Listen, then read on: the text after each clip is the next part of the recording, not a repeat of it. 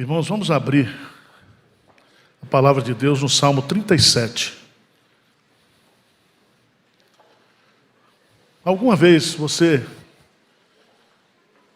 ficou irritado, chateado por ser crente, por ser justo, enquanto outros que são ímpios prosperam? Você já teve essa crise ou não? Para você é tudo difícil. Para nós, né? Tem que ganhar do trabalho de tuas mãos. É uma benção, mas dá trabalho. E você vê os ímpios roubando, sendo inocentados, fazendo tanta coisa. Salmo 37 vai nos trazer à baila esse assunto e trazer uma palavra de conforto para mim e para você. Amém? Palavra de consolo.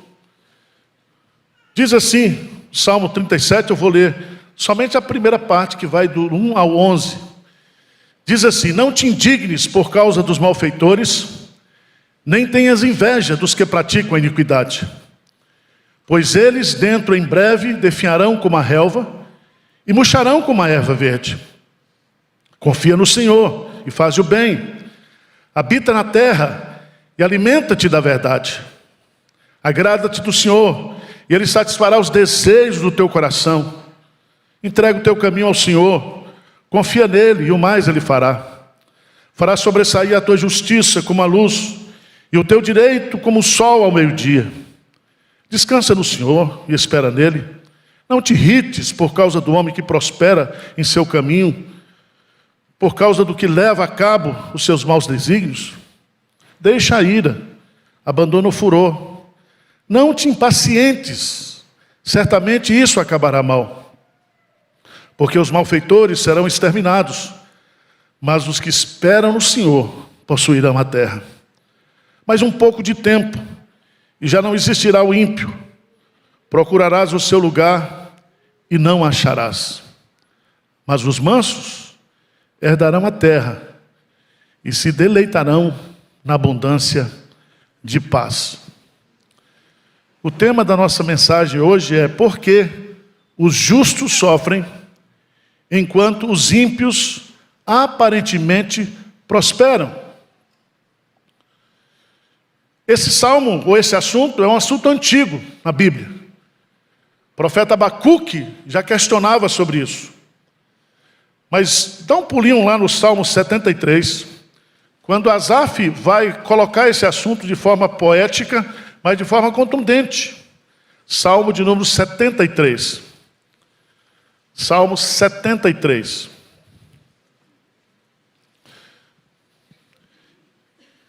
Ele diz, com efeito, Deus é bom para com Israel, para com os de coração limpo. Quanto a mim, porém, quase me resvalaram os pés, pouco faltou para que se desviasse os meus passos. Pois eu invejava os arrogantes ao ver a prosperidade dos perversos. Para eles não há preocupação, seu corpo é sadio, sarado, inédio. Não partilham das canseiras dos mortais, nem são afligidos como os outros homens. Veja que ele diz, quase eu resvalei o pé, quando eu fui observar e comparar, e eu invejei o ímpio. Davi escreve então esse Salmo 37. E veja lá no versículo 25, que Davi agora já está velho. Ele vai revelar isso no versículo 25, quando ele diz, fui moço e já agora sou velho. Então este é um salmo composto por um velho. Um velho cheio de experiência da vida. E é tão interessante que neste salmo ele vai usar a palavra perversos no hebraico 14 vezes. E perversos são os malfeitores, são os ímpios, são aqueles que não têm o temor de Deus.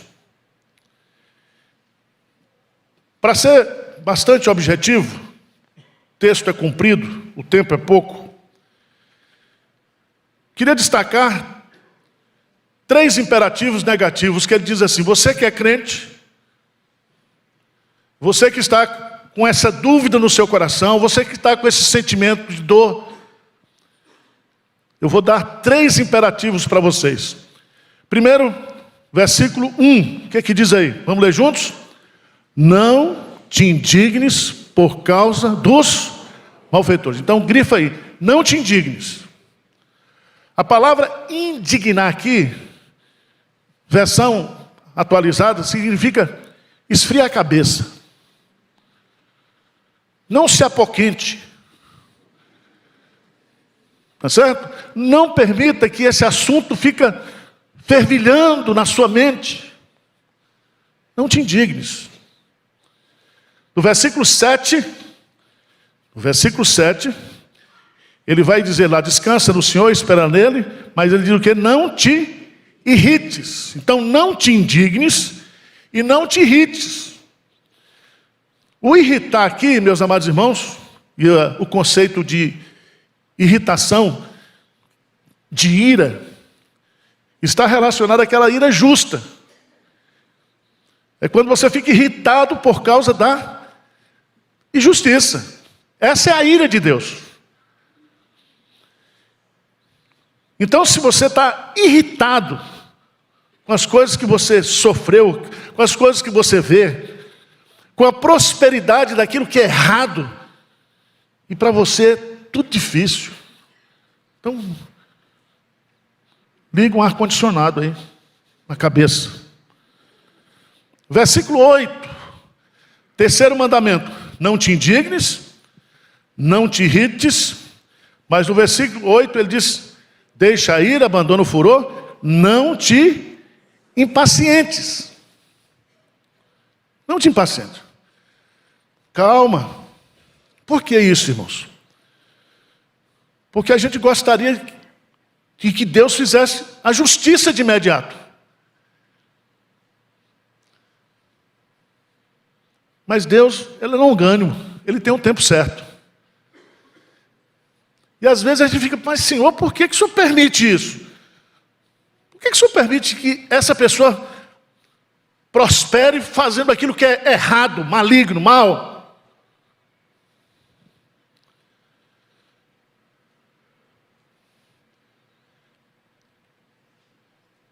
Preste atenção que o Salmo 37, de 1 a 11, vai nos ensinar algumas coisas que eu quero deixar para o final. Mas o salmista Davi vai colocar, por exemplo, dos versos 12 a 20, que Deus conhece o nosso sofrimento, mas Ele defende a nossa causa. Trama o ímpio contra o justo, e contra ele rige os dentes. Rir-se-á dele o Senhor, pois vê, está se aproximando o seu. Os ímpios arrancam da espada, estendem o arco para bater o pobre necessitado, para matar o que trilha o reto caminho. A sua espada, porém, lhes traspassará o coração. Então preste atenção. Deus conhece a sua causa. Deus conhece o seu sofrimento. Deus conhece as injustiças que porventura você sofra. Ele sabe, conhece. E Ele defende você. Dos versos 21 a 31, o salmista Davi vai dizer que Deus abençoa o seu povo. Você está com esse problema, você está tendo essa crise, mas fica calmo. Veja nos versos 21 e 22, diz: o ímpio pede emprestado e não paga. O justo, porém, se compadece e dá. Como é que Deus abençoa a gente? Colocando generosidade no coração da gente. Porque a integridade gera generosidade. Mas a corrupção gera o egoísmo. Mas o ímpio, ou o justo, ele é abençoado por Deus de tal maneira que ele dá.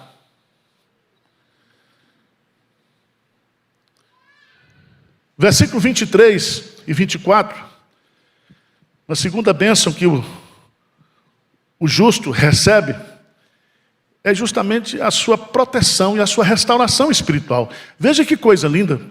Lê comigo aí, por favor. Verso 23 e 24. O Senhor firma os passos do homem bom, e no seu caminho, se cair, não, porque o Senhor o segura pela mão. Então Deus firma os seus passos, Deus está segurando a sua mão, e se porventura você cair, Deus vai lhe levantar. Terceira bênção, a bênção da provisão. Não fica com inveja daqueles que estão ganhando dinheiro por corrupção ou por negociação ilícita. Fica calmo. Sabe por quê? Diz aí o versículo 25. Fui moço, já agora sou velho, porém jamais vi o justo desamparado, nem a sua descendência o quê? A mendigar o pão. Tudo que você precisa para viver como filho de Deus, Deus vai suprir todas as suas necessidades.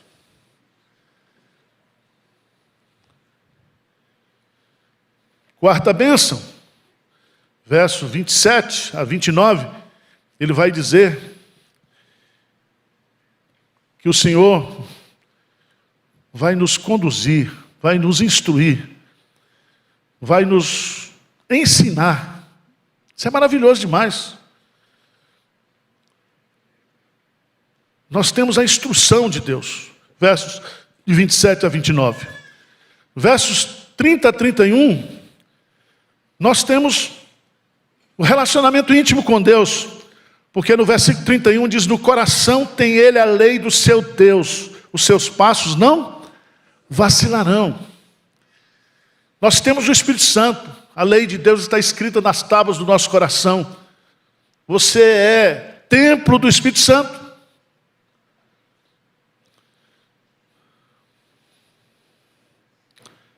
Mas a última parte do Salmo, e esse Salmo termina justamente dizendo, e eu queria que você lesse 38 a 40 para mim. O que é que diz aí? Vamos juntos? Quanto aos transgressores, serão a uma destruídos. A descendência dos ímpios será? Vem do Senhor a salvação dos justos. Ele é a sua fortaleza no dia da... O Senhor os ajuda e os livra. Livra-os dos ímpios e os salva, porque nele buscam refúgio. Amém. Amém. Mas enquanto isso não acontece, hein? Como é que faz? O desgramado, o desgraçado, está aí.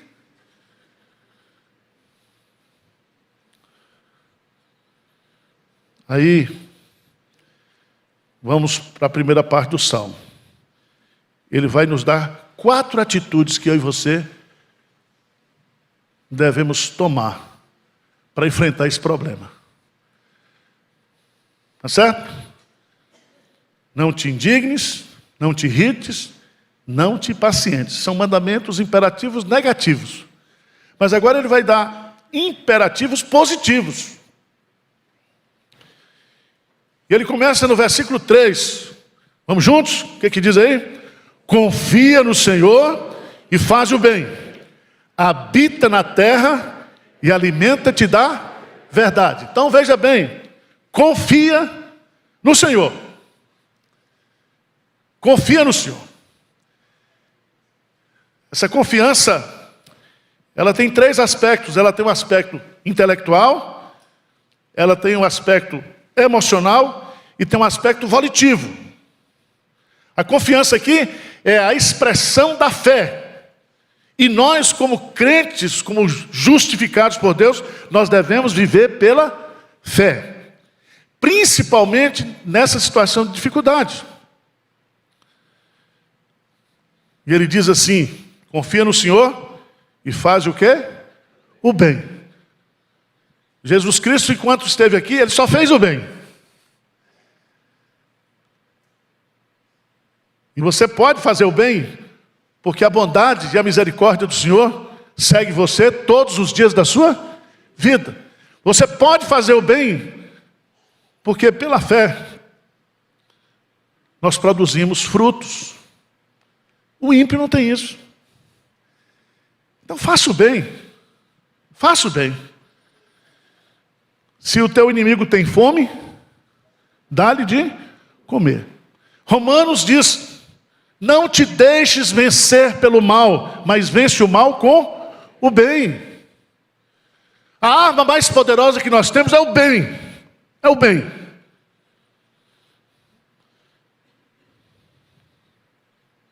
Segunda atitude, versículo 4. O que ele diz aí? Agrada-te do Senhor e Ele satisfará os desejos do teu. Que coisa linda esse versículo.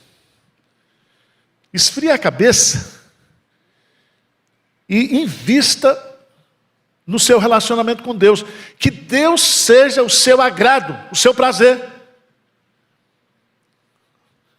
Quando você se agrada de Deus, e a ideia aqui não é aquele sentido, eu vou agradar a Deus porque Ele vai satisfazer. Não é isso não.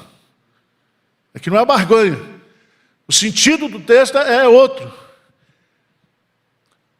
Porque quanto mais prazer nós tivermos em Deus, quanto mais satisfação nós tivermos em Deus, mais nós estaremos acima dos problemas dessa vida. O Senhor é o nosso prazer. O Senhor é o nosso agrado. Vocês estão entendendo ou não? Aí ele diz assim: Ele satisfará os desejos do teu. Sim, mas o nosso coração é corrupto. O que significa que Deus, que promessa Ele satisfará os desejos do teu coração? É que quando você se agrada de Deus, Ele vai lhe dar tanto prazer, tanta satisfação. Ele vai suprir essa carência de satisfação que você tem. Estão entendendo? Então, quanto mais você aumenta a sua intimidade com Deus, o seu relacionamento com Deus, mais você não vai ficar olhando para essas coisas, sofrendo por causa dessas coisas, porque Deus é o seu prazer, Deus é o seu agrado, e Ele plenamente satisfaz o seu coração.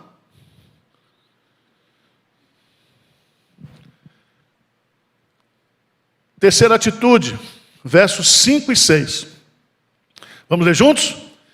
Entrega o teu caminho, confia nele, e o mais Ele fará sobressair a tua justiça como a luz, e o teu direito como o sol.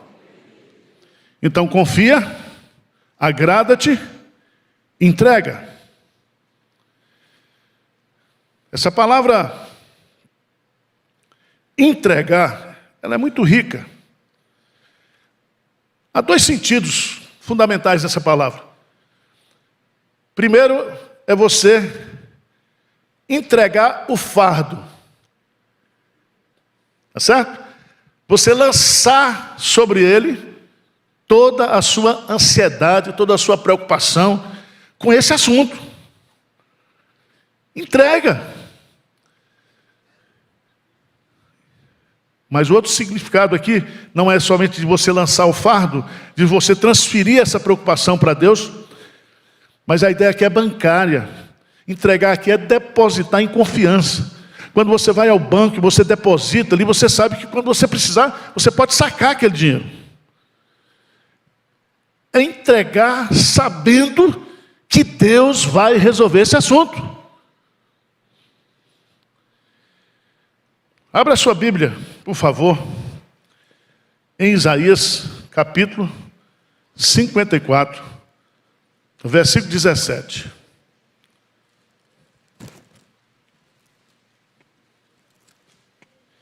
Vamos ler juntos, bem forte.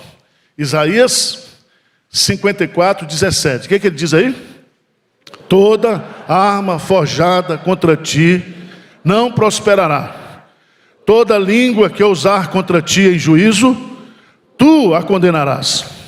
Esta é a herança dos servos do Senhor, e o seu direito que de mim procede, diz o Senhor. Amém. Então Deus, é de Deus que procede a justiça, o nosso direito. E Ele pode ter certeza que na hora certa Ele vai revelar isso. E Davi aqui, ele vai usar essa expressão: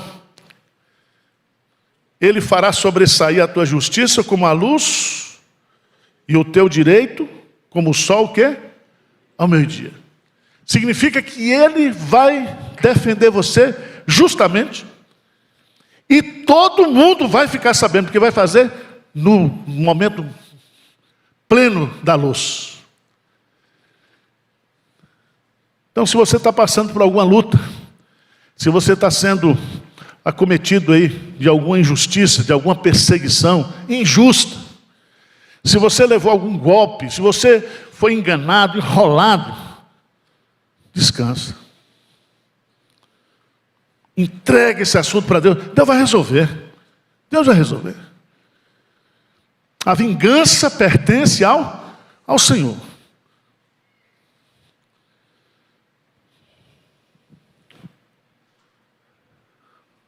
Mas em último lugar, confia no Senhor, agrada-te do Senhor, entrega o teu caminho ao Senhor.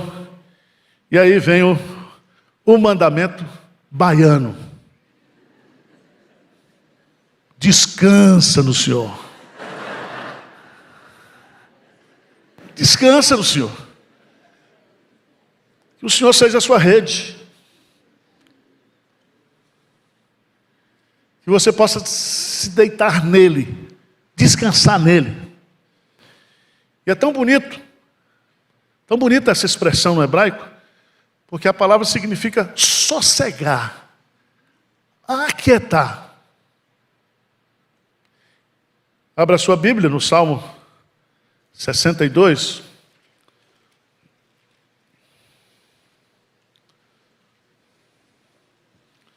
Salmo 62.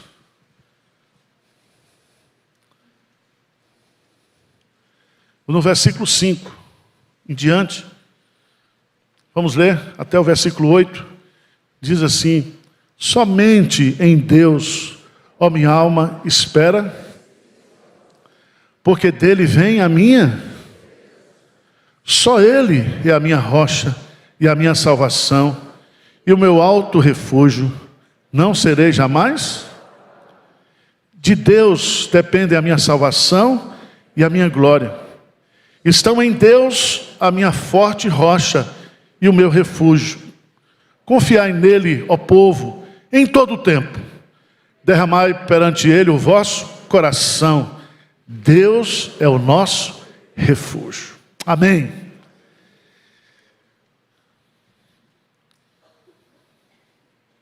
Como é que a gente aplica esse salmo agora?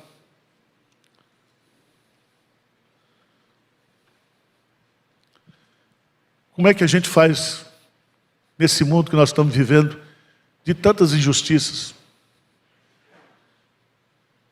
E a gente, olhando, diz assim: o mal prospera todo dia. E parece que quem faz o mal está bem. Não tem preocupação, não tem angústia, não tem estresse.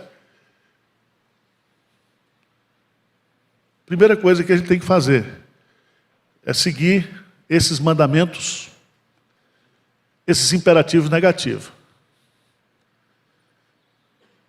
Não te indignes, não te irrites, não te impacientes. A hora vai chegar. A hora vai chegar. Segundo, tome 4 atitudes. Confia no Senhor, agrada-te do Senhor, entrega o teu caminho ao Senhor, descansa no Senhor e espera nele. E com certeza, você vai desfrutar dessa verdade maravilhosa. No versículo 10, o salmista diz: mais um pouco de tempo. Mais um pouco de tempo. E já não existirá o ímpio, Procurarás o seu lugar e não acharás. Mas os mansos herdarão a terra e se deleitarão na abundância de paz.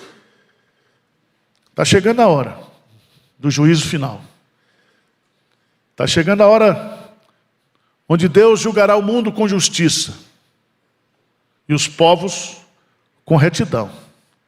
Está chegando a hora em que nós habitaremos em novos céus e nova terra, onde não haverá dor, nem sofrimento, nem trambiqueiro. Deus há de nos dar uma morada feliz na eternidade. Amém?